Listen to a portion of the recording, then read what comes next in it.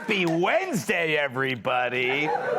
Here we are. Well, contrary to what the Dems predicted, we are still here. Yeah, on two different planets. But we're still here. But democracy did not die. But then again, neither did stupidity. That immortal. Just like Madonna's face. But if you're ever wondering how things will go politically, it's often like Joe Biden trying to get back inside the White House. You never know where you're going to end up. It appears the red tsunami may be more like Gramps peeing with an enlarged prostate. A very weak stream. Yeah, you probably didn't need that part. The obvious hope was that this would be a blowout, but instead it was a mixed bag. But what's so ironic is that in states like Michigan, Pennsylvania, and New York, where Democrats won, it's actually Democrats that are going to suffer the most. They voted for their own punishment. True, it sucks for me living in New York, but once the kids are all grown up, I am so out of here. Kids are what I call my quads. They're beautiful. But maybe it was about abortion. The Supreme Court gave young liberal women the motivation. For your typical middle-class, college-educated woman, stuff like inflation and crime, that seems like other people's problems. Most people don't think they're going to get murdered until they are. But abortion, they always want that option open, even if you think that's murder too. Thank God fetuses can't vote. But step back and you'll see something obvious. Everyone got something that they wanted, and everyone left last night a little disappointed. That's democracy. And also how I describe a night hot tubbing with Larry Kudlow. But there is good news for people who still crave a good balance of power. Because like every ex-wife, the Republicans are poised to take the House. Not by a huge margin, but face it, that's better than not taking the House. A win is still a win, blowout or no blowout. It's like a football team who is a 4 TD favorite but only wins by a field goal. It's disappointing, but it's still a win. Fact is, you get a Super Bowl ring if you win big or just barely, or if you divorce Tom Brady. She's going to come home and find me wearing one of those rings. But I'm bummed to have a Democratic governor in New York. I was kind of hoping to make it through 2023 without getting shot in the neck by a naked homeless man shouting show tunes. It's true, Alec Baldwin still lives in New York.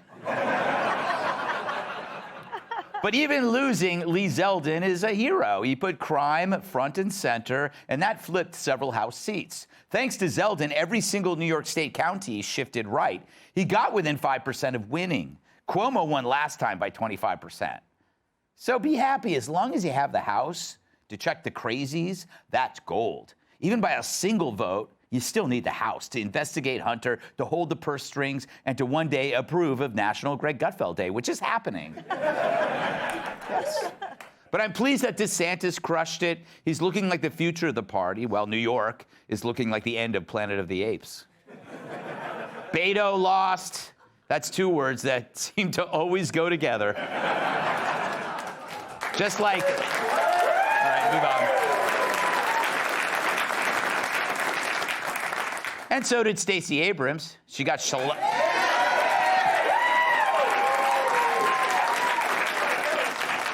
I should have let off with this. She got shellacked like an antique desk. Which is nice payback for ginning up a racial hysteria that drove millions of dollars in businesses out of her state. But who knows? Maybe she's finally in Georgia's rearview mirror. It's a wide angle. Now, both Beto and Stacey are free to do something other than run for office, like maybe work. Beto, I hear the Gap in Waco is looking for people to fold sweaters. And Stacey, the Falcons still need an offensive tackle. But you know what? That won't happen. That won't happen. They have MSNBC contributor written all over them, in crayon and whipped cream, respectively. Republicans made inroads among the Hispanic population, and they flipped more seats in New York than a janitor in a bus station bathroom. Trump's midterm bets didn't pay out, although J.D. Vance won handily. And what's that mean for Trump? Well, the media screams that it's proof his time has come and gone. He gets blamed for everything, although it's the press who can't stop talking about him. Fetterman, looks like he won, further proof that the Dems will vote for a glass of water even a half-empty one. He lied that his brain worked, but in his defense, his brain wasn't working at the time. But we know in the world of team sport politics, fitness is irrelevant. Fetterman learned that from Joe. All you got to do is hide, then win, and later we'll just pick up a lot of stain remover. But all in all, as the results keep trickling in, remember that unlike what the Dems had threatened, life goes on. Just like inflation, democracy isn't transitory, and it lives to fight another day, which is good. I'd hate to see what Fetterman might wear at the funeral. Let's welcome tonight's guest. She talks so fast, a cheetah runs her teleprompter. Outnumbered co-host Emily Campagno. He's holding up the number of good jokes he's ever made. Host of Fox Across America, Jimmy Fallon. Twitter paid her $8 just to go away. Fox News contributor, Kat Timm. When restaurants ask how many are in your party, he answers yes. My massive sidekick in the NWA World Television Champion, Tyrus. Emily, first off, happy birthday. I hope you enjoy the gift that I got you someday. So I was doing the 5, and I was just getting tired of all the doom and gloom. It's like everybody, they set the people on the right set themselves up for something impossible, and the people on the left did the right thing. They set themselves up for something so dismal that it can't be that bad. That's how you should live your life. You should be a pessimistic optimist or an optimistic pessimist. What say you, birthday girl? Well, you know I'm just a full-blown optimist. But I agree with you that the truth is somewhere in the middle. And I loved how you phrased it in the beginning, because we had a saying in law school, C equals JD. All you needed to do was pass. Yes. And then you would get that degree, right? All you needed to do was pass the bar. And when your attorney walks in, do you really know if they got a C or an A? You probably don't. So to your point, what matters is that control of the House. What matters is hopefully the control of the Senate. And what matters then is what McCarthy has stated, what we do once we get there.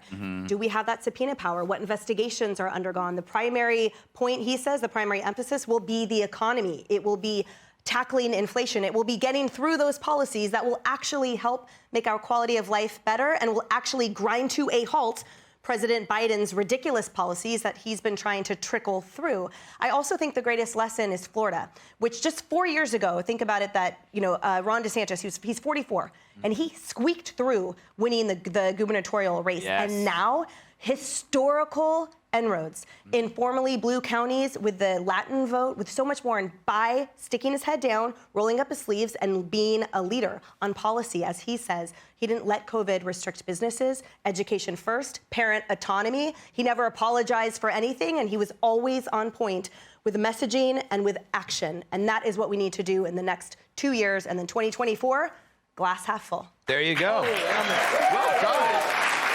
Better than my monologue. Jimmy, I look at the Republican performance last night like your shirt. It's ugly, but it serves a purpose. Oh, yeah. Oh, no, listen to me. I really do look like a fat magician, I thought it looked good, and then I threw it on. I look like David Copperfood. You know what I mean? It's not good. And I do want to applaud you for being such a good mood on your birthday. Like, I appreciate that. My last girlfriend was one of those miserable, but like, oh, I'm so old, I'm so ancient. I'm like, relax, you're 11. You know what I mean? You don't even have homework And you were 13, tomorrow. so everything was good. Way to clean that up, Gutfeld. That's how we Good keep job. that in edit. We keep that in edit by saying, but he was 13. Good job. Because that was the last time he had a girlfriend. Hey. He's so lonely. Hey. All right, say something about last night that we can keep. I actually think, no, stop it, that was fine. I actually think we're all being unfair to Beto. Because in seriousness, no one has done more to clothe the people in third world nations than Beto for governor, Beto for president, and Beto for Senate. Yes. Do you realize the hottest fashion brand in Honduras right now is Beto anything? Yes. And so in that regard, he deserves our respect. I would love one of those shirts and Beto. wear it ironically the way he would. Well, the thing is, they don't make them in kid sizes, so you'd have to hold out. No, fair enough. He's like, Jimmy, you fat idiot. You guys are like, yeah. I'm like, are you sure? You're like, how dare you? I can survive the slings and arrows of his insecure insults. Tyrus, are you surprised that democracy is still standing? Yeah, I was getting ready for anarchy this morning. I was like, I don't think I have to get in the car to go to work because I'm going to take over this block. I had already called my friends. I forgot to call off Jebediah. All right, well, I'm sure it's not too bad. What the biggest thing the takeaway from last night that I had was, one, we need bridge builders. And it doesn't really matter whether you're Republican or Democrat. If you lead and you lead the right way, people will gather. And what we saw in Florida with Rubio and DeSantis was they led. They led well. Their state got better. People liked so much what was going on there, they moved there. Right. And you saw an entire state come together. And it wasn't a Democrat, Republican, independent thing. It was a Florida thing.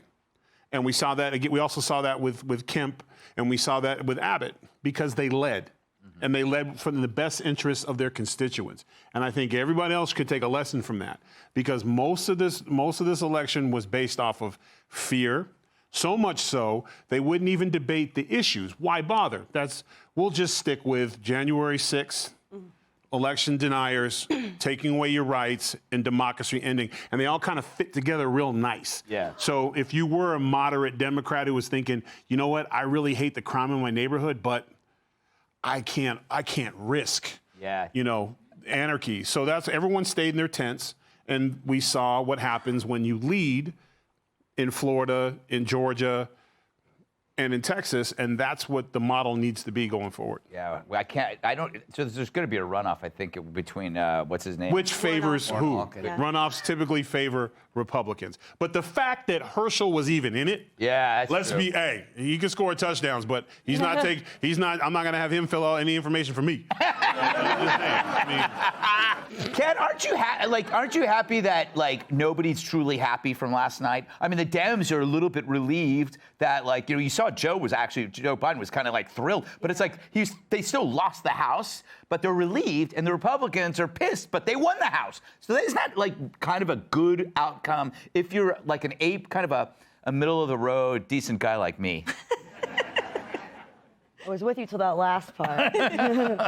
I just hope the Republicans, I agree with a lot of what Tyra said. I mean, when it comes to the election denying thing in particular, it's not a good strategy for both sides, because on the one hand, if you're someone who doesn't buy it, then you're going to be turned off from voting for those people. But on the other hand, if you're someone who does believe it, then why would you go participate in the election Exactly. if you thought it wasn't real? So you're not going to really get anybody from that. I think it could have gone better. It could have gone worse. But yeah, I think that, and also the Roe v. Wade thing, I kind of agree with you. Lindsey Graham, when he said let's do something federally, what he actually proposed is in line with what most people believe. However, it made it a lot harder for Republicans to go out there and be like, listen, all we want to do is keep it to the states. Yes. When nobody asked him, he's like, hey, I would like to propose a federal restriction. So I think that they made a lot of mistakes. Hopefully that they can learn from them. Yeah, they better learn on that coming up, because that's going to repeat itself in every election, because it worked. It worked. Hey, Sean Hannity here. Hey, click here to subscribe to Fox News YouTube page and catch our hottest interviews and most compelling analysis. You will not get it anywhere else.